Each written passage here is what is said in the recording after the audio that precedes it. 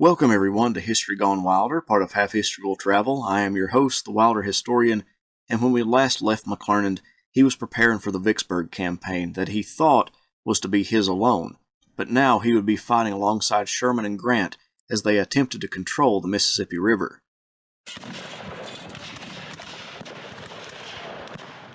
On his way down the Mississippi River, McClernand stopped at Helena, Arkansas, to confer with the commander of the Eastern District of Arkansas, Brigadier General Willis A. Gorman.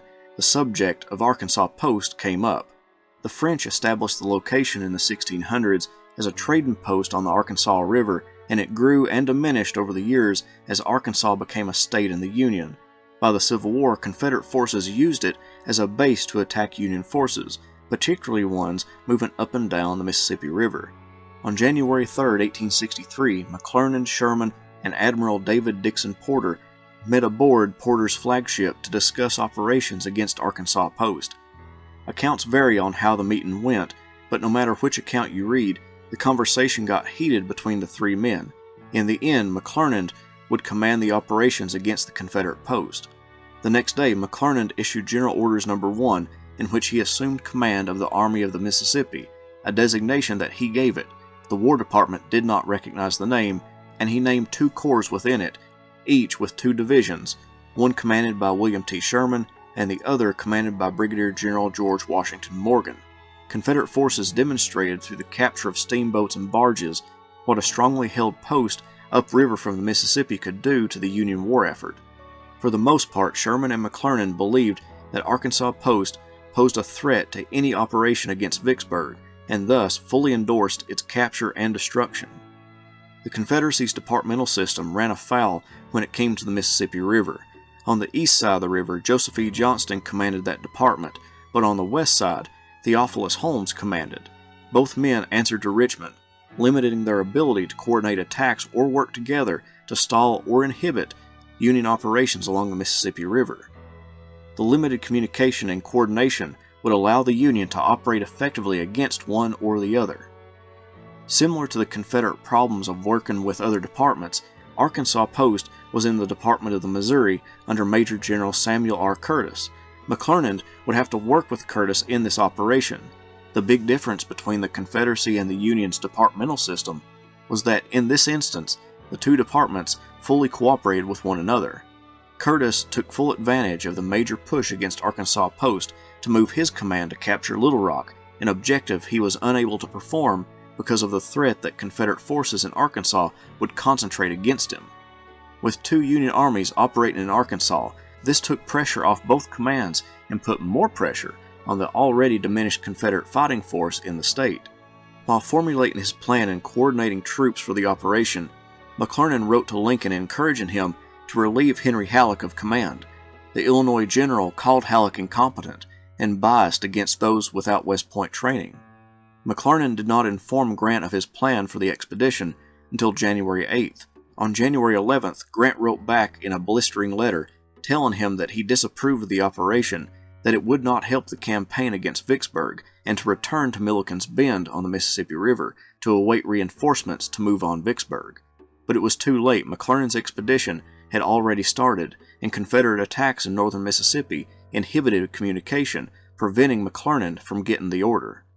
By January 9th, the expedition reached a point just 3 miles from Arkansas Post.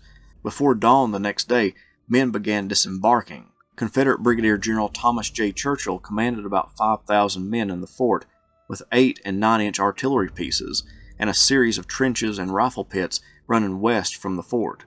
McClernand possessed a little over 30,000 men to perform the operation, and all of them made it to dry ground by midday. McClernand personally reconnoitered the ground over which his men would march, with Sherman's corps in the lead and Morgan's men behind. The plan relied on Sherman marching around the fort and Morgan holding them in place from the north side. Quickly, Sherman's command became bogged down in the swamp. McClernand proved flexible in his planning and was able to adapt to the developing situation. Instead of marching around the fort, Sherman would anchor his right on a bayou to the west, and Morgan would anchor his left on the Arkansas River. McClernand worked with Porter to clear Confederates from rifle pits and also conceal the movements of the infantry. The men slept on the field that night, knowing that the assault would commence the next day. By 11:20 a.m., both Morgan and Sherman confirmed to McClernand that the respective corps were in place and ready to launch the assault. At around 1 p.m., the gunboats fired their volleys to signal the beginning of the attack. After a 30-minute bombardment, Morgan and Sherman's men attacked the fort, and by 5 p.m., Arkansas Post was captured. It resulted in the capture of 4,791 Confederate prisoners, and the Confederacy lost 60 killed and 75 to 80 wounded. McClernand lost 134 killed, 898 wounded, and 29 missing. Conflict emerged when McClernand assigned Morgan the responsibility of commanding the fort, while Sherman commanded the outside. Sherman believed that since he had lost more troops in the fight, he should be in command of it, even though Morgan's men were the first inside the fort. Porter, after the battle, continued to slander McClernand in his report to the Assistant Secretary of the Navy. He accused McClernand of being nowhere near the front and being uncommunicative. Both accusations were absolutely false, but it demonstrates that McClernand had enemies in the army that would completely falsify information to make the political general look bad. After the battle, McClernand ordered the burial of the dead and the destruction of the fort itself. Curtis and Gorman wanted to know whether he would continue on to Little Rock. McClernand asked Porter to journey up the Arkansas River and see if they could make it to the state capital. After journeying 12 miles, Porter found the river too shallow, so a movement was out of the question.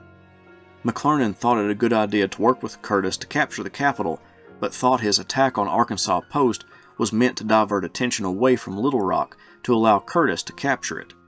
After the capture, McClernand received the letter from Grant ordering him back to Milliken's Bend. The letter was disappointing, but McClernand obeyed the order and began making his way down the Arkansas River after demolishing the fort. McClernand responded to Grant's order by writing a letter to Abraham Lincoln. In it, he wrote, "I believe my success here is gall and wormwood to the clique of West Pointers who have been persecuting me for months. How can you expect success when men controlling the military destinies of the country are more chagrined at the success of your volunteer officers than the very enemy beaten by the latter in battle? Something must be done to take the hand of oppression off citizen soldiers whose zeal for their country has prompted them to take up arms, or all will be lost. Do not let me be destroyed, or, what is worse, dishonored, without a hearing. How can General Grant at a distance of 400 miles intelligently command the army with me? He cannot do it. It should be made an independent command, as both you and the Secretary of War, as I believe, originally intended." In his response to Grant, he said, "I take the responsibility of the expedition against Post Arkansas, and had anticipated your approval of the complete signal success which crowned it rather than your condemnation. Had I remained idle and inactive at Milliken's Bend with the army under my command until now, I should have felt myself guilty of a great crime. Rather had I accepted the consequences of the imputed guilt of using it profitably and successfully upon my own responsibility. The officer who, in the present strait of the country, will not assume a proper responsibility to save it is unworthy of public trust." With McClernand being the senior commander in the area, Grant had two options: replace McClernand with the next officer in line, or take command personally. Although he wrote up an order to remove McClernand, he decided to take command of the operation himself. The stage was set for McClernand and Grant to butt heads again.